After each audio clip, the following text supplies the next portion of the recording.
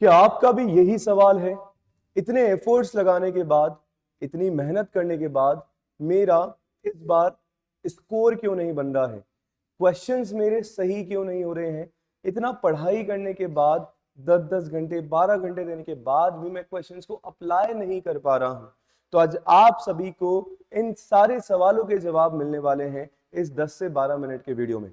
और आप सभी को ऐसे 6 टिप्स बताने वाला हूं जो कि आप सभी को एग्जामिनेशन में अपीयर होने से पहले जानने जरूरी है। और सिक्स्थ जो हमारा टिप होने वाला है वो तो डेफिनेटली जानना जरूरी है, जो कि यूजीसी नेट एग्जामिनेशन का असेंशियल पार्ट हमारे लिए होने वाला है।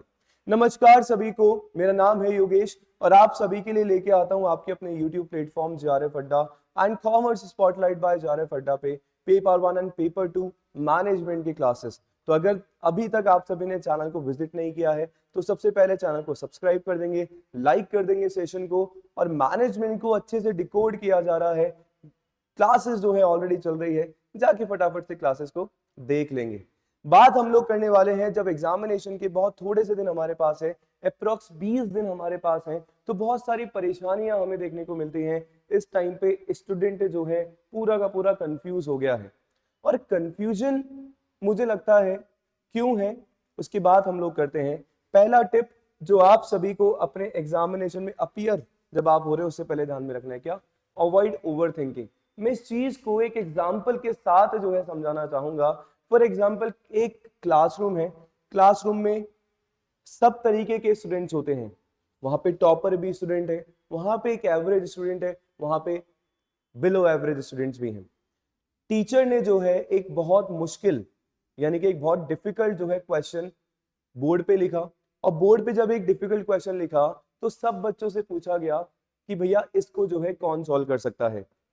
वहां पे हर एक बच्चे को जो है 10 से 15 मिनट जो है क्वेश्चन को सॉल्व करने के लिए दिए गए, पर उन सभी में से कोई भी स्टूडेंट जो है सॉल्व नहीं कर पाया। उन स्टूडेंट्स में से ही 2 टॉपर्स को बुलाया गया बोर्ड पे और बोर्ड पे क्वेश्चन सॉल्व करने के लिए बोला गया। पर एक चीज यहाँ पे सामने आती है कि जो 2 टॉपर्स थे वो भी उस पर्टिकुलर क्वेश्चन को सॉल्व नहीं कर पाए।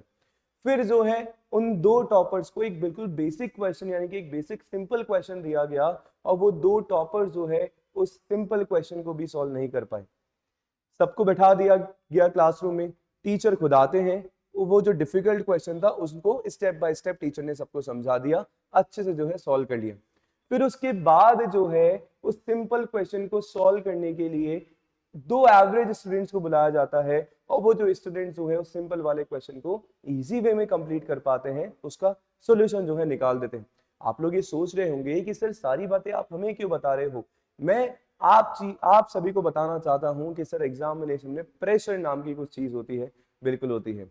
तो वो 2 टॉपर्स आपका ना तो डिफिकल्ट क्वेश्चन सॉल्व कर पाए ना वो एक सिंपल क्वेश्चन सॉल्व कर पाए। क्यों? क्योंकि उन्होंने अपनी साइकोलॉजी में, अपने दिमाग में प्रेशर क्रिएट कर लिया। उन्होंने ओवर थिंकिंग कर ली कहीं ना कहीं कि जब हम इस डिफिकल्ट क्वेश्चन को सॉल्व नहीं कर पाए तो जब सामने वाला नेक्स्ट क्वेश्चन आया वो भी उनको कहीं ना कहीं जो है डिफिकल्ट लगा और वो उस पर्टिकुलर क्वेश्चन को नहीं सॉल्व कर पाए। जबकि एवरेज स्टूडेंट क्यों सॉल्व कर पाए? क्योंकि उन्होंने जो है कोई प्रेशर अपने दिमाग में क्रिएट नहीं किया। उन्होंने केवल कुल मिला के जो है जो भी टीचर ने स्टेप बाय स्टेप प्रोसेस से समझाया, देखा, उस प्रोसीजर को अच्छे से देखा और उसी स्टेप को ध्यान में रखते हुए, उसी प्रोसीजर को ध्यान में रखते हुए क्वेश्चन को, सिंपल वाले क्वेश्चन को सॉल्व कर लिया। यही हमारे साथ होता है जब एग्जामिनेशन बहुत हमारे पास में है। हम चीजों को लेके बहुत ज्यादा पजेसिव हो जाते हैं, चीजों को लेके हम बहुत ज्यादा ओवर थिंकिंग जो है करने लग जाते हैं। हम केवल ये सोचते हैं कि भैया ये कर ले, ये कर ले, ये कर ले, सब कुछ हम लोग कर ले। पर भैया दिमाग है आपका, दिमाग में केवल वही चीजें आप लोग जो है स्टोर करो जो अभी एट प्रेजेंट आप सभी के काम की है। तो यानी कि सबसे इंपॉर्टेंट चीज जो आप सभी को ध्यान में रखनी है इस पर्टिकुलर टाइम पे कि सर जो भी ओवर थिंकिंग आप सभी कर रहे हैं उसको अवॉइड करना है। क्योंकि ज्यादा ओवर थिंकिंग करोगे, दिमाग में भरे जाओगे भरे जाओगे भरे जाओगे, तो जो काम की चीजें है ना वो दिमाग से निकल जाएगी और फालतू की चीज जो आप सोच रहे हो क्या होगा क्या नहीं होगा, मेरा ये नहीं हो रहा, मेरा वो नहीं हो रहा, मैं परेशान हो रहा हूँ, मेरा स्कोर नहीं बढ़ रहा है। तो वो स्कोर इसलिए नहीं बढ़ रहा है क्योंकि हम लोग कहीं ना कहीं ओवर थिंकिंग कर रहे हैं। हमारा फोकस फिलहाल रिजल्ट पे है, हमारा फोकस हमारे कर्म पे नहीं है, जो कि एक इंपॉर्टेंट चीज हो जाता है। कोई भी काम हम लोग कर रहे हैं, जितना टाइम आपके पास बचा है सर उतना अपना बेस्ट आपको देना है। दूसरी इसमें टिप जो आपको ध्यान में रखना है, which is your tiger strategy. ये टाइगर स्ट्रैटेजी क्या होती है? आप सभी ने शेर को या चीते को, टाइगर को शिकार करते हुए देखा होगा। हम बात करें स्पेसिफिकली टाइगर की, बाघ की, ठीक है, सही बात है। नहीं भी देखा हो तो कहीं मूवीज में, कहीं कुछ क्लिप में आपने देखा। टाइगर जब शिकार करता है तो क्या करता है सर? वो डेली शिकार पे नहीं जाता है, वो हफ्ते भर या 15 दिन में एक बार शिकार करता है। और जब वो एक बार शिकार करता है हफ्ते में या 15 दिन या 10 दिन में, उस पर्टिकुलर टाइम पे वो अपनी पूरी जी जान लगा देता है, पूरा 100% अपना देता है, और उस शिकार को अपने पास से जो है जाने नहीं देता है। सर वही स्ट्रैटेजी कहीं ना कहीं हमें यूज में लेना है। केवल 20 दिन है, लास्ट 20 दिन मान के जो है जितना आपको करना है, अपना बेस्ट देना है। ये लास्ट की 20 डेज आपके पास है, इन दिनों में आप अपना बेस्ट दे सकते हैं, जहां पे आपको देखना है कुछ भी चीजों के बारे में नहीं सोचना है, केवल और केवल ये सोचना है कि इन 20 दिनों में किस तरीके से मैं अपना बेस्ट दूं। मेरे जो भी टॉपिक्स हैं मैं उनको रिपीटेटिवली मोड पे पढूं, रिवीजन जो है मैं मैक्सिमम करूं, प्रीवियस ईयर क्वेश्चन जो है मैं मैक्सिमम लगाऊं, ना कि मैं सोचूं कि शिकार से मुझे कुछ हाथ लगे या नहीं लगेगा, पर उस प्रेजेंट टाइम पे जब मेरे सामने शिकार है, मुझे सर उसको पाना है, दैट्स इट। तो टाइगर स्ट्रैटेजी डेफिनेटली जो है आपके काम में आने वाली है, जहां पे आपको अभी लास्ट के 20 दिन में अपना 100% देना है। नेक्स्ट हमारे पास यहाँ पे टिप है, दैट इज टाइम मैनेजमेंट। हम लोग अक्सर प्लान बनाते हैं, टाइम टेबल हम लोग बनाते हैं कि time table, weekly time table हमने बना दिया। वीकली टाइम टेबल हमने किसका बनाया कि सर हम कब पढ़ाई करेंगे। पर मुझे लगता है कि अगर पढ़ाई का टाइम टेबल बनाते हो, जो कि सबसे गलत है, आपको अपने पढ़ाई का टाइम टेबल बनाना नहीं है, आपको अपना डे वाइज टाइम टेबल बनाना है। और डे वाइज कैसे बनाना है कि सर मेरे को मोबाइल, फॉर एग्जाम्पल मेरे को इतना घंटा मोबाइल चलाना है 10 से 11 के बीच में, मेरे को फालतू के काम जो है 11 से 12 के बीच में करने हैं, ठीक है, सही है। बाकी का जो हमारा टाइम बच रहा है, यानी कि सारे के सारे फालतू के काम खत्म करने के बाद सर हमें बैठ जाना है हमारे पढ़ाई पे, सो दैट हम एक फ्री हो जाए कि नहीं यार। आप में से कितने बच्चों के साथ ऐसा होता है, जब आप सभी पढ़ते हैं तो हमारा दिमाग जो है मोबाइल की तरफ जाता है। मोबाइल से ऑफकोर्स हम लोग ऑनलाइन पढ़ रहे हैं, इसको मैं थोड़ा सा उसमें बोलूंगा, पर आप में से कितने हैं जितनों का जैसे ऊपर व्हाट्सएप का, इंस्टाग्राम का नोटिफिकेशन आता है और हम डेफिनेटली उसको क्लिक करते हैं और रील्स को स्क्रॉल करने में जो है हमारा 10 से 15 मिनट, आधा घंटा चला जाता है। तो भैया उसके लिए स्पेसिफिक टाइम निकालो, कोई बुरी बात नहीं है, रील्स को स्क्रॉल करना सब करते हैं, बट पहले उसका पूरा अपना अच्छे से पेट भर लो रील्स को देख के। उसके बाद जो भी आपका टाइम बच रहा है कि सर आपको अपनी फिर पेपर 1 एंड पेपर 2 पे देना है। यानी कि मैं कहना चाह रहा हूं कि एग्जामिनेशन के लिए आपका पेपर 1 एंड पेपर 2 दोनों ही इंपॉर्टेंट है। आपको अपना टारगेट बनाना है। कोई अगर जनरल कोई दूसरे सब्जेक्ट का पेपर, दूसरे सब्जेक्ट का स्टूडेंट मेरा वीडियो देख रहा है तो बताना चाहूंगा, सबसे पहले आप अपने जो भी पेपर 2 है, जो आपका कट ऑफ रहा था पिछले 5 साल की कट ऑफ का एवरेज निकाल के टारगेट बना लो, ठीक है, कि इतना मेरे को जो है कहीं ना कहीं अचीव करना, उससे 10 नंबर ज्यादा। फॉर एग्जांपल एवरेज आपका 210 आ गया, आपको 10 नंबर ज्यादा यानी कि 220 का आपको टारगेट बनाना है। अब आपको ये देखना है कि पेपर 1 में मैं कितने स्कोर कर पाऊंगा या कर पाऊंगी, पेपर 2 में मैं कितने स्कोर कर पा रहा हूं। अगर पेपर 2 में मेरे 80 क्वेश्चन सही बनते हैं तो सर बाकी के मेरे को 30 क्वेश्चन जो है इधर पेपर 1 में सही करने हैं। पेपर 2 में अगर कम होते हैं तो पेपर 1 में मेरे को बढ़ा देना है। ये आप ही कर सकते हो, बिकॉज आपको पता है कि क्या आपके लिए सही है और आपको पता है कि मेरी अभी क्या सिचुएशन है, सही बात है। तो यानी कि हमें कहीं ना कहीं टाइम मैनेजमेंट करते हुए चलना पड़ेगा, जो कि एग्जामिनेशन के लिए एक इंपॉर्टेंट चीज हो जाती है। उसके बाद ये है कि अभी लास्ट टाइम पे हम लोग क्या करते हैं कि सर आने दो आने दो आने दो, जो आ रहा है वो सब आने दो। हम वन शॉट मैराथन भी देखेंगे, हम पेड क्लास भी लेंगे, हम बाकी कोई दूसरे चैनल पे जाके भी हम लोग देखेंगे, कोई दूसरा टीचर, जहां से जो समझ में आ रहा है सर भर लिया।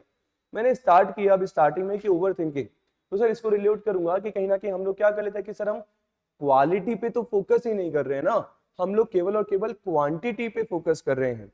किस पे फोकस कर रहे हैं? हम फोकस कर रहे हैं सर क्वांटिटी पे, क्वांटिटी पे।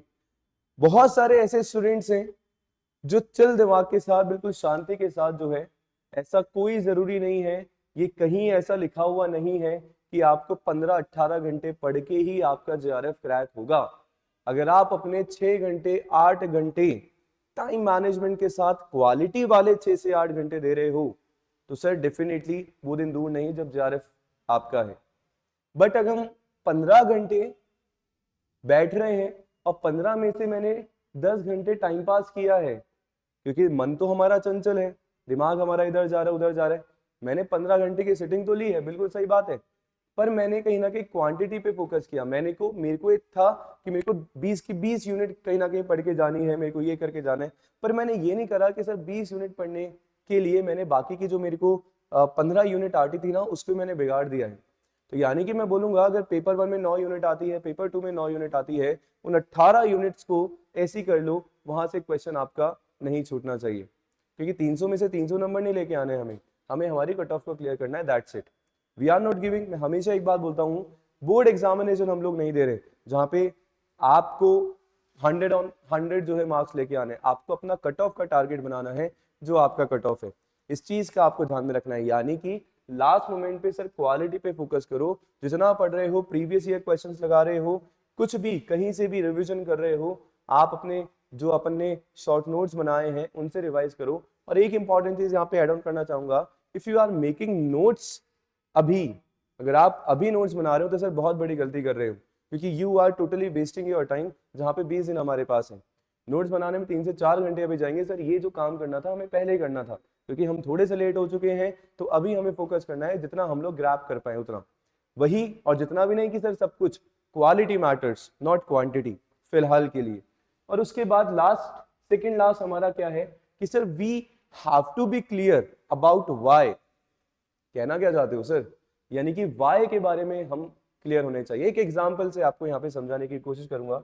यहाँ पे हमारे पास 2 बिल्डिंग है, ठीक है, 2 बिल्डिंग है, ये बिल्डिंग नंबर 1 है, ये बिल्डिंग नंबर 2 है। इस बिल्डिंग में क्या है ना सर, आग लग जाती है और आप जो है इस बिल्डिंग में रहते हो। मैं आपको बोलूं कि भैया इस बिल्डिंग में चला जा, आप जाओगे? सर कैसी बात कर रहे हो, हम क्यों जाएंगे आग में? मैं बोलता हूँ कि मैं तेरे को भैया 10 लाख रुपए दे रहा हूँ, चला जाएगा? सर 10 लाख तो कम है, इतने में तो कैसे जाएंगे, है ना? मैं बोल रहा हूँ भैया तुम्हारे रिलेटिव्स हैं यहाँ पे, तुम्हारे मम्मी पापा भाई बहन, तुम चल जाओगे?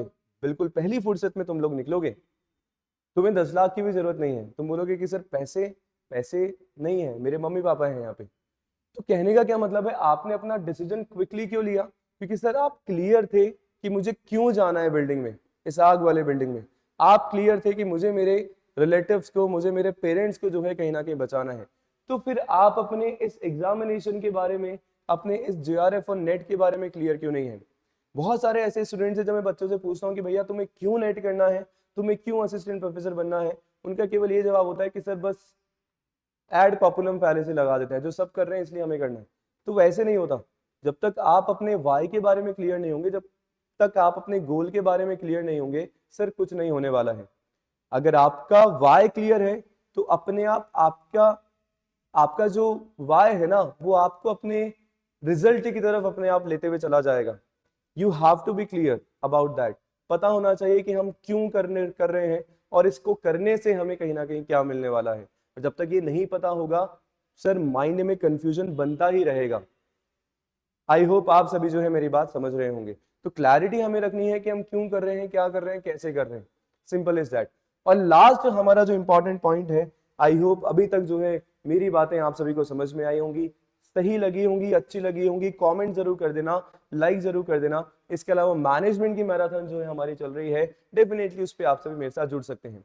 अब बात हम लोग करने वाले हैं सर, स्कोर हमारा क्यों नहीं बढ़ रहा है? क्योंकि सर हम मॉक टेस्ट जो है गलत तरीके से लगा रहे हैं। मैं ये मानता हूं, चलो ठीक है, आप सभी मॉक टेस्ट लगा रहे हैं, और जो नहीं लगा रहे हैं तो उनको डेफिनेटली बोलना चाहूंगा कि भाई जितना तुमने पढ़ लिया, तुम एटलीस्ट अपने 10 mock test paper 1 and paper 2 के लगा के जाओ। आप याद करेंगे, मानो मेरी बात, कि सर मॉक टेस्ट लगाने से बहुत अच्छा खासा आपको बेनिफिट होने वाला है। क्यों होने वाला है? नॉलेज हमने गेन कर ली बहुत सारी, पर उस नॉलेज का क्या काम जब तक हम उस नॉलेज को अप्लाई करना नहीं सीख पाएंगे। तो नॉलेज को अप्लाई करना, किस तरीके से एप्लीकेशन किया जाएगा, वो आप अपने मॉक टेस्ट से सीख सकते हैं। तो यानी कि 6 पॉइंट सर आपका यही होने वाला है कि सर मॉक टेस्ट जो है आप सभी को देना है अपने एग्जामिनेशन में जाने से पहले। क्या सर डेली मॉक टेस्ट दे दे? मैं ये नहीं बोलूंगा डेली दे दो, कि सर हमारे पास अभी अप्रोक्स 20 दिन है, तो यानी कि ऑल्टरनेट डेज पे अभी आप अपने मॉक टेस्ट लगा सकते हैं। एक आज दे दिया, कल का दिन आपने छोड़ा, फिर आपने परसों दिया।